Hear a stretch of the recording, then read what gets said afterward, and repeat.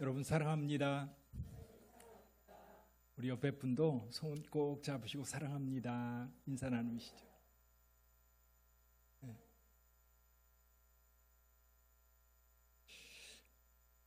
요즘에 날씨가 많이 더운데 잘 이기고 계시죠? 이 또한 지나갈 겁니다. 아무리 무더워도 아무리 힘들어도 그 시간들은 또 지나가고 또 새로운 선선한 날이 또 열매가 풍성한 그런 계절이 우리에게 다가올 줄 믿습니다. 요즘에 젊은이들이 많이 가는 핫플이라고 하는 그런 곳, 예를 들면 홍대라든지 또는 강남역, 성수동 그런 데 가면 전에는 이제 카페들이 자리 잡고 있었던 곳 또는 핸드폰 매장들이 있었던 곳을 요즘에 누가 다 차지하고 있느냐면 사주 보는 곳, 타로점들이 다 차지하고 있다고 그래요. 전에도 이제 축제가 있는 곳 어쩌다 갈 기회가 있어 가보면 많은 음식점들이 있는데 그것만큼은 아니어도 상당히 많은 부스들이 뭐예요? 타로점 본다고 사주 본다고 하는 그런 점집들이 점 부스들이 이렇게 꽉 차 있는 것들을 자주 볼 수 있습니다. 요즘에는 훨씬 더 심해졌어요. 이런 현상들이 왜 일어나고 있을까? 엊그제 8월 7일 그 아시아 경제신문에도 이런 기사가 났습니다. 한 기자가 서울 강북구에 있는 어떤 타로샵에 들어갔는데 한 여성분, 24살 된 여성분이 거기에서 점을 보고 있었습니다. 그러면서 왜 점 보러 오느냐고 물어봤더니 이렇게 대답하는 거예요. 종교는 따로 없지만 요즘처럼 불안할 땐 누군가 내 얘기를 들어주는 것만으로도 위안이 된다라고 이야기를 했다고 그래요. 요즘에는 젊은이들이 점 보러 많이 간다고 그래요. 이 점쟁이들이 하는 얘기가 그럽니다. 전에는 50대, 60대, 70대가 점 보러 왔다면 요즘에는 20, 30대가 70%래요. 10명 중에 7명은 20, 30대가 점 보러 온다는 겁니다. 이 점 보러 가면 돈 줘야 되잖아요. 근데 또 이 점 보러 다니는 사람들은 한 번 가고 안 가는 게 아니잖아요. 좀 이따 뭔가 또 불안하면 또 가야 되잖아요. 돈이 많이 드는 거예요. 그래서 요즘에는 챗 GTP로 사주를 본다고 그러잖아요. 그래서 이제 그걸 가지고 날마다 보면서 그것 따라 사는 겁니다. 반면에 기존 종교, 기독교라든지 천주교라든지 불교를 떠나는 젊은이들이 너무 많은 겁니다. 점쟁이들을 찾아가는 것을 보면 분명히 그들에게 신이 필요 없는 건 아닌 것 같아요. 그렇죠? 뭔가 불안하고 두렵거든요. 근데 불안하고 두려운 마음들을 좀 잠재우고 싶은데 방법이 없는 거예요. 그러다 보니까 어떻게 해요? 점쟁이 찾아가는 겁니다. 그리고 그 점쟁이들이 한 말 의지해가지고 살아가는 거예요. 그 말이 힘이 되고 그 말이 길이 되고 그 말이 위로가 되는 거지요. 뭔가 좀 우리 기성세대 50대 이상 된 분들은 도대체 이해할 수 없는 젊은이들의 행태라고 보여지는 겁니다. 그래서 요즘에 MZ세대라고 그러잖아요. MZ세대들이 왜 이렇게 이게 사주를 보고 점쟁이들을 찾아가고 타로점을 치고 그러는 이유가 뭘까? 어떤 분이 이렇게 얘기를 하더라고요. 우리나라 공교육이 무너져서 그렇다. 이게 무슨 얘기냐 그랬더니 학교에서 나를 돌아볼 수 있는 기회를 가르쳐주지 않는다는 거예요. 내가 누구냐? 내가 무엇을 위해서 살 것인가? 내 가치관을 어떻게 형성해 갈 것인가? 그런 교육이 이루어지는 게 아니라 오직 입시 교육에 치우치다 보니까 자기를 돌아볼 기회가 없는 거예요. 그러다가 이제 어른 청년이 되었을 때에 갑자기 드는 생각, 난 누구지? 난 뭐 하는 사람이지? 뭐 하며 살아야 되지? 이런 궁금증들이 생겼을 때 답을 찾을 수가 없는 거예요. 그러다 보니까 자꾸만 이렇게 사주를 보러 다니고 그리고 점 보러 다니고 그러는 겁니다. 그래서 오늘날 자신이 누군가를 알고 싶고 또 뭔가 채워지지 않는 그것을 얻기 위해서 고군분투하는 사람들의 모습이 우리 젊은이들 가운데 있다는 겁니다. 잘 안 들리셔요? 자, 사람들은 이 땅에 살면서 그만큼 힘들고 어려운 삶들을 살아갑니다. 근데 우리만 힘들었던 건 아닌 것 같아요. 성경에도 보면 힘들게 살았던 사람들의 이야기가 많이 나옵니다. 모세 같은 경우도요, 시편 90편 10절에서 이렇게 말합니다. 우리의 연수가 70이요 강건하면 80이라도 그 연수의 자랑은 수고와 슬픔뿐이요 신속기간이 날아가나이다. 그렇게 고백을 하고 있어요. 야곱은 나중에 이제 다 인생을 살고 바로 앞에서 내 나이가 몇이냐라고 물어볼 때 이렇게 대답을 합니다. 야곱이 바로에게 이르되 내 나그네의 길의 세월이 130년이니이다. 내 나이가 얼마 못되니 우리 조상의 나그네 길의 연조에 미치지 못하나 험악한 세월을 보내었나이다. 험악한 세월을 보내었나이다. 전에 이제 삼촌이 이제 야곱을 추격해서 쫓아왔을 때 삼촌한테 이런 얘기합니다. 내가 이와 같이 낮에는 더위와 밤에는 추위를 무릅쓰고 눈붙일 겨를도 없이 지냈다. 오늘 젊은이들 가운데 열심히 사는 젊은이들은 진짜 열심히 삽니다. 진짜 열심히 살아요. 밤낮 구분하지 않고 정말 그 시간 단위로 쪼개서 열심히 사는 그런 청년들이 있는 반면에 또 어떤 청년들은 그렇지 못한 거예요. 내가 누군가 그런 고민에 빠져서 이러지도 저러지도 못한 채 늘 불안감에 쌓여 살아가고 있는 것이 오늘 젊은이들의 모습인 것 같아요. 왜 이렇게 불안할까요? 왜 이렇게 두렵죠? 여러분 제일 두렵고 불안한 게 뭡니까? 이유가 뭐예요? 자, 우리가 좀 이 불안함에서 이 두려움에서 벗어날 수 있는 방법이 있다면 벗어났으면 좋겠어요. 오늘 여러분들 마음속에 한번 생각해. 지금 여러분들의 마음속에 제일 두려운 게 뭡니까? 어떤 분은 갑자기 건강에 적신호가 찾아올까 봐, 암이 생겼을까 봐, 심장에 무슨 일이 생길까 봐, 혹시 쓰러질까 봐 건강 때문에 걱정하는 분들 참 많습니다. 제 또래 된 분들은 다 그런 것 같아요. 제 또래 된 분들은 오늘 갑자기 혹시 쓰러지지는 않을까, 또 무슨 병이 생겨가지고 또 움직이지는 못하면 어떡하나, 그런 두려움들이 굉장히 많아집니다. 그것뿐입니까? 돈 조금 있는 거 그거 다 날아갈까 봐 두렵죠.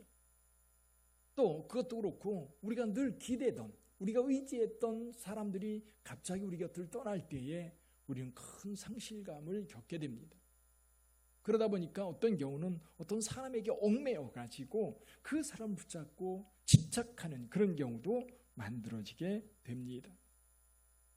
우리가 염려, 걱정에서 벗어나는 방법 가운데 한 가지가 뭐냐면요, 우리 자신의 한계를 좀 인정하는 거예요. 한계를 인정하는 거예요. 우리는 피조물입니다.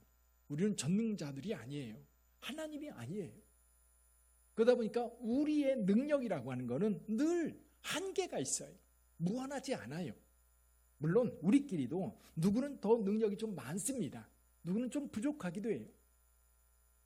그러나 우리가 삶을 살아가면서 우리 키를 한 자 하나 더하거나 줄이거나 할 수 없고 머리털럭 하나라도 희고검게 할 수 없는 것이 우리거든요. 그 한계를 인정하는 거예요. 그 한계를 인정하면 마음이 좀 많이 편해져요. 근데 그 중에 우리가 소유하고 있는 것, 잃어버릴까 봐 걱정이고, 또 한 가지는 뭐냐면 얻지 못할까 봐 걱정이기도 해요. 젊은이들은 뭔가 내가 좀 누리고 내가 좀 얻어야 되는데 내 능력 밖에 있는 것들을 얻으려고 하다 보니까 불안하고 두렵고, 나이 든 분들은 지금 가지고 있는 것, 그것들이 사라질까 봐, 건강이 사라질까 봐, 돈이 사라질까 봐, 또는 인간관계가 사라질까 봐, 그런 두려움 때문에 불안하고 걱정이 많은 거지. 그래서 저와 여러분들은 그 한계를 좀 인정하는 게 좋을 것 같아요. 근데 여기서 그 한계를 인정하라는 얘기를 오해해서 들으면 안 됩니다. 우리의 성실성이나 책임감까지도 버리는 게 아니에요. 우리는 우리가 가지고 있는 능력만큼 우리 하나님께서 일할 수 있는 기회를 주셨고 열심히 살 수 있는 은혜를 주셨어요. 그 성실함은 우리가 지켜가야 돼요. 그건 하나님께서 주신 마음이거든요.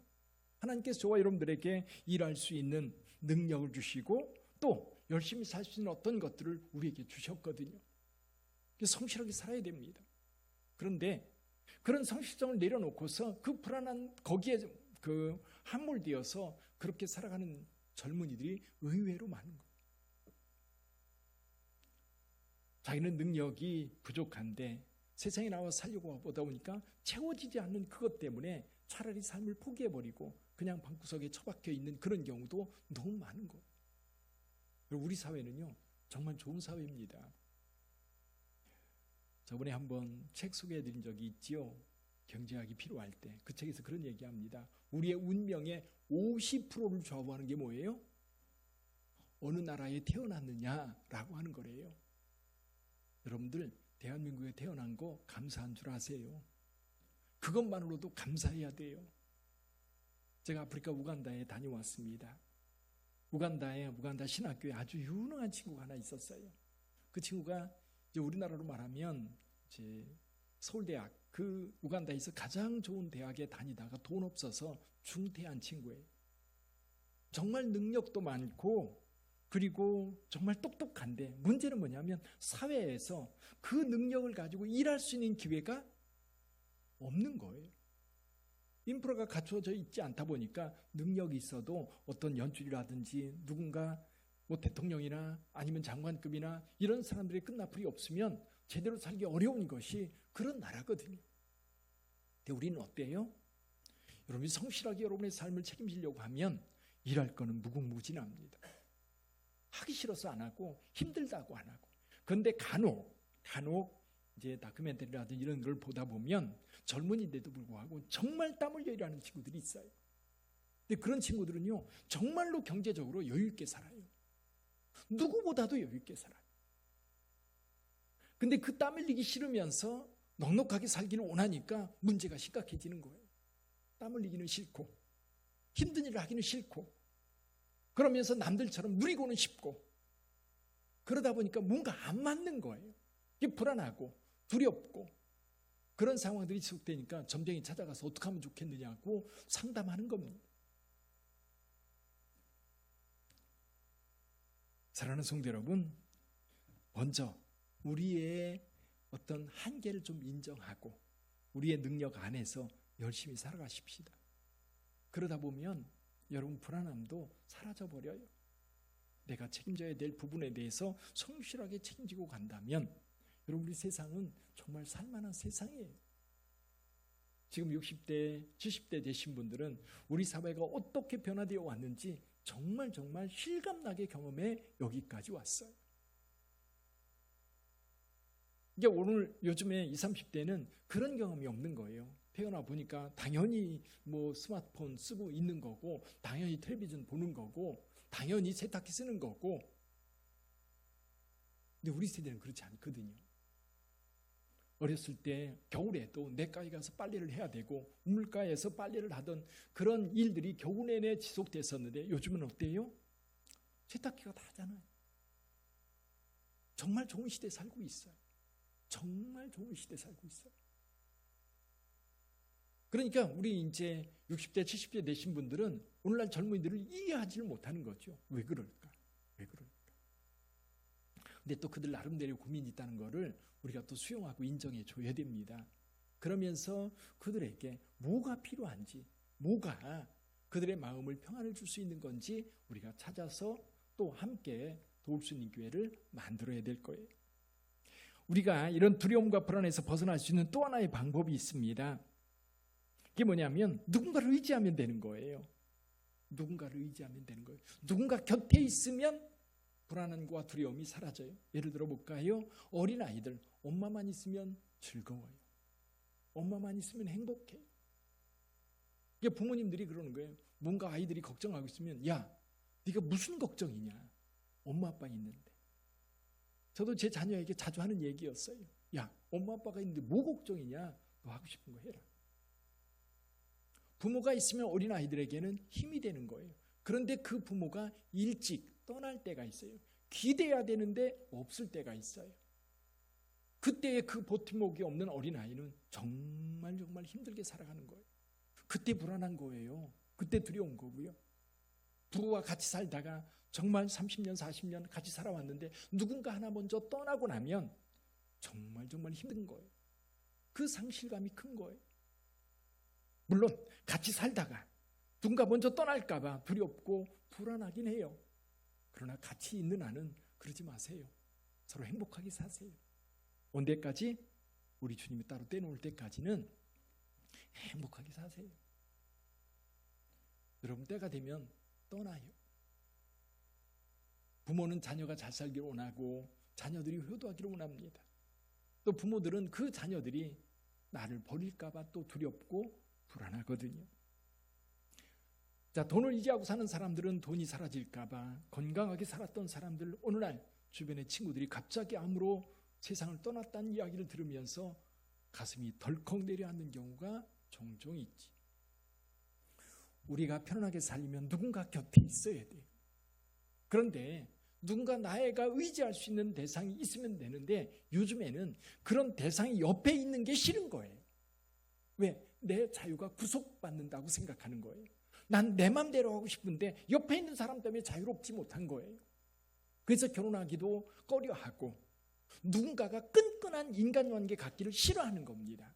그냥 가끔 만나서 즐기면 되는 거지 거기에 얽매여가지고 거기에 묶여있는 것을 너무너무 싫어하는 거지.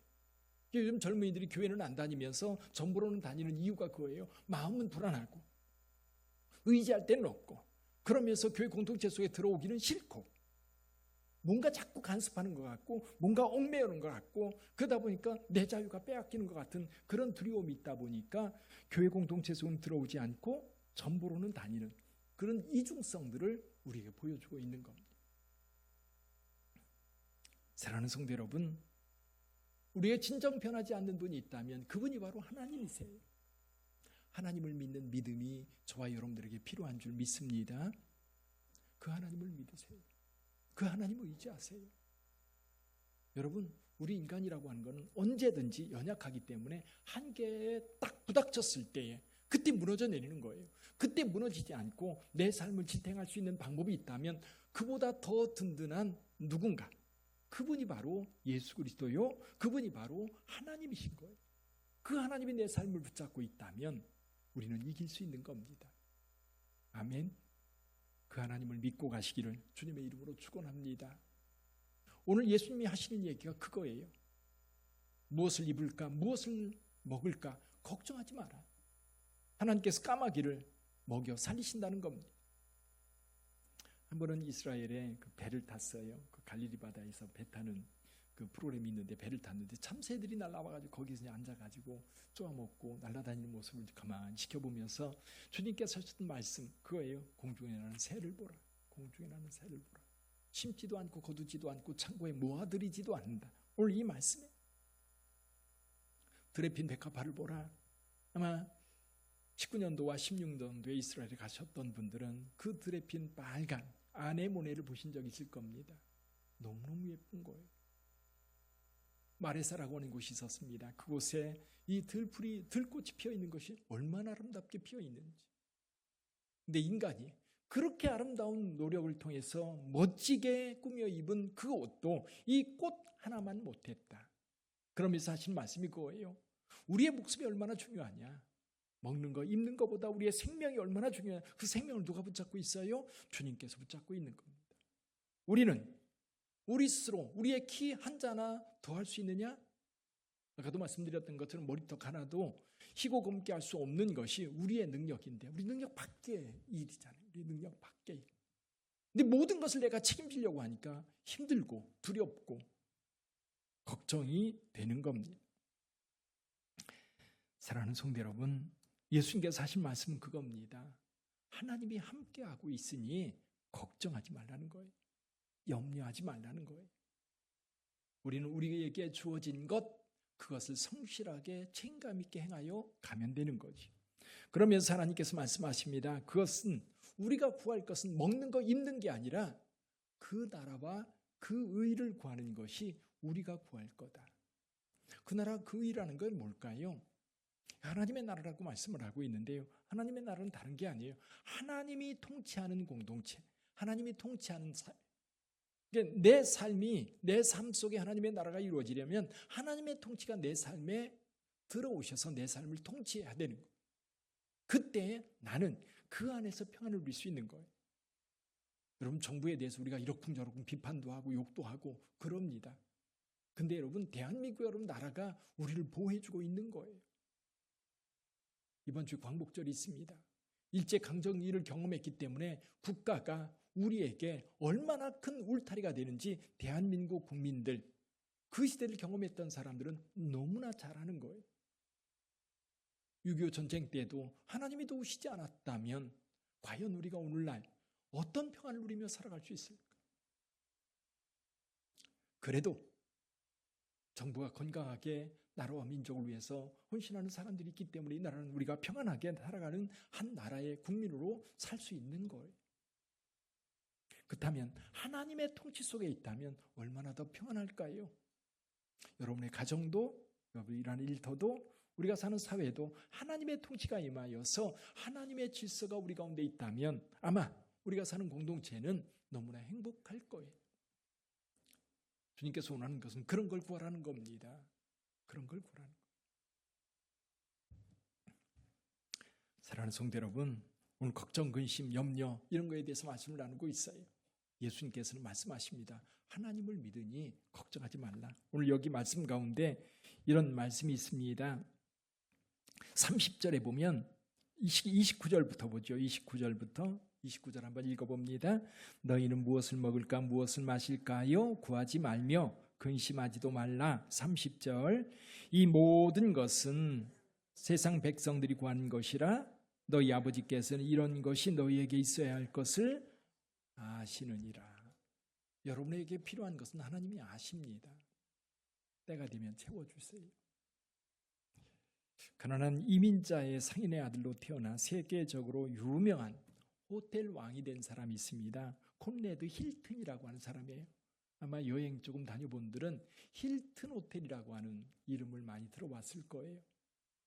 서울에도 그 서울역 건너편 그 남대문 교회가 있는 그 뒤쪽으로 서울 남산 올라가는 길에 이제 힐튼 호텔이 있는데요.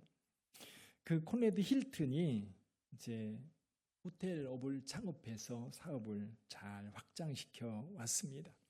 근데 그분이 어렸을 때 어머니가 늘 하셨던 정말 귀에 못이 박히게 하셨던 말씀이 있었다고 그래요. 그 말씀이 이런 거였습니다.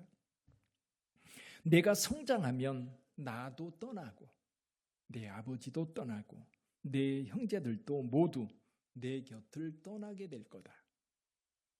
그렇다고 내가 혼자 되는 건 아니다. 왜냐하면 늘 너와 동행해 주시는 예수님이 계시기 때문이지. 그러니 그분께 모든 걱정과 근심을 맡기렴.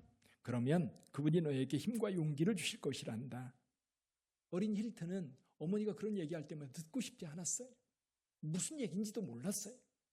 근데 하도 어머님이 내 엄마도 떠나고 내 아빠도 떠나고 내 형제들도 다 떠날 거다.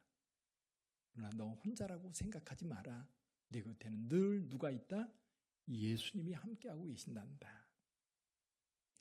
세월이 흘러 그가 장성하여 기업을 경영하는 사업가가 되었습니다. 그러는 중에 수많은 고비를 만났고 수많은 고통과 시련 속에서 낙담할 때마다 어린 시절 어머니께서 해주신 그 이야기가 떠올랐다고 합니다.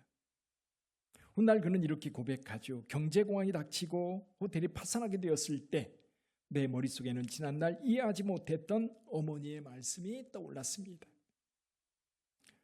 언제나 나와 함께 하신 분을 깨닫게 된 겁니다. 그래서 나는 곧 말씀대로 어려운 문제에 항복하지 않고 예수님께로 달려가 내 문제를 아뢰었습니다. 그러자 그 즉시 나와 함께 하신 주님의 도움의 손길이 느껴지더군요.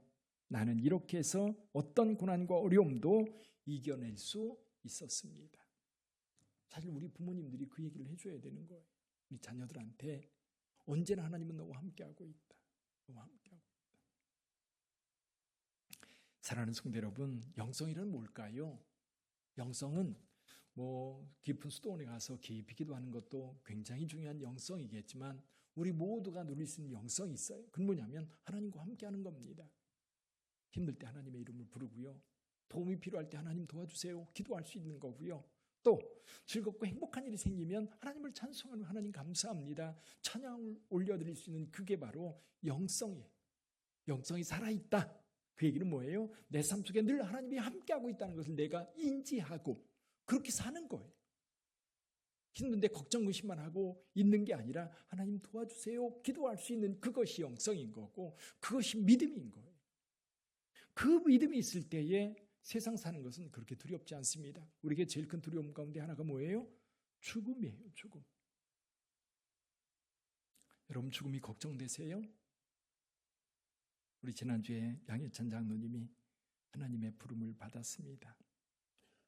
양 장로님을 생각해 보면 그런 것 같아요. 늘 연약한 가운데 그래도 장로님은 그래도 사는 동안은 자식들한테 걱정 안 시키고 그리고 건강하게 살려고 애를 많이 쓰셨어요. 근데 어쩌다 자전거 타고 이렇게 얼굴 밀고 오시기도 하고 왜냐면 건강하게 살려고 자식들한테 걱정 안 끼치고 건강하게 살려고 애를 썼던 거예요. 그러다가 하나님의 부름을 받았습니다. 저는 그런 생각이 들어요. 죽음이 두렵지 않고 편안하게 하나님 앞에 갈 수 있는 것, 그 하나님을 믿는 믿음 때문인 거예요. 그 믿음이 없으면 누군가가 우리 주변에서 죽으면 겁부터 나는 겁니다. 그냥 잊어버리려고 하니까 그래요. 잊어버리려고 하니까 그냥 외면하려고 하니까 그렇지 실제로 곰곰이 생각해 보세요. 이 죽음이라는 것이 우리한테 갑자기 다가왔을 때 과연 우리가 그걸 감당할 수 있을까? 믿음이 없으면 그래요. 어제도 장례식장에서 화장을 하는데 우리 화구 바로 옆에 장로님 계시고요. 거기 이제 사람들이 얼마나 소리 지르고 울고 그러는지 얼마나 정신이 없는지 그런 생각이 들어요. 아유, 저 사람들도 믿음이 없구나. 다시 만날 소망도 없고 그리고 이 죽음이라고 하는 것이 그냥 불 속에 타들어가는 걸로 끝난다고 생각을 하니까 그렇게 겁나고 두렵고 그리고 그냥 견딜 수 없는 고통을 호소하는 겁니다. 그런데 믿음의 사람들은 어때요? 육신은 흙으로 왔기 때문에 흙으로 가는 거예요. 그 영혼은 주님 앞에 가 있는 겁니다. 위로받을 수 있는 거고 또 우리도 소망을 가지고 기대할 수 있는 거예요. 여러분 세상 살면서 걱정 근심 할 수는 있겠지만 가능하면 주님께 맡김으로 평안한 삶이 여러분들에게 있기를 주님의 이름으로 축복합니다. 기도하겠습니다.